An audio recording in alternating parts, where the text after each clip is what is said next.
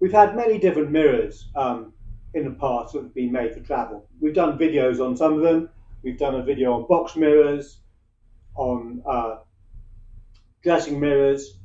They've come in all sorts of different shapes and sizes, from larger mirrors to smaller mirrors, mirrors which have got two looking glasses, one which is magnified for shaving, mirrors which fix to tent poles, all sorts, and made of all sorts of different materials, brass, different types of wood, etc., etc.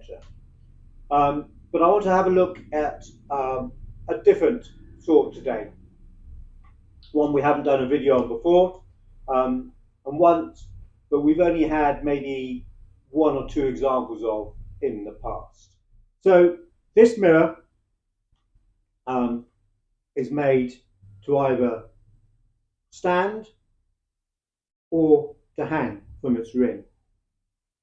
It folds quite simply by twisting the legs like this, which will then allow it to flat pack, and probably originally it would have had a case, maybe a canvas or leather case, possibly a little wooden case.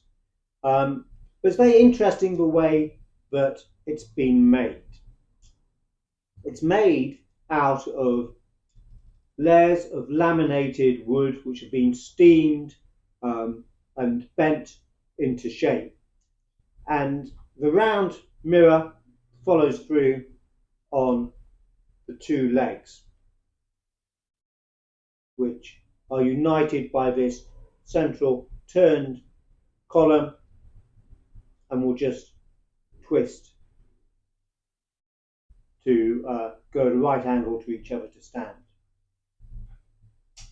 And this sort of laminating of light and dark strips you do get on some of the, or most of the oval campaign mirrors, which is the most common sort of mirror, and it's used to hold the looking glass in to the backboard, but of course it's also very decorative because of the difference in colours.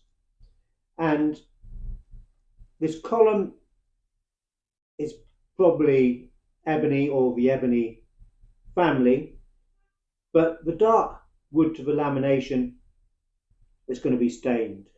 Ebony is quite a fragile wood. It's going to be very difficult to steam and laminate it.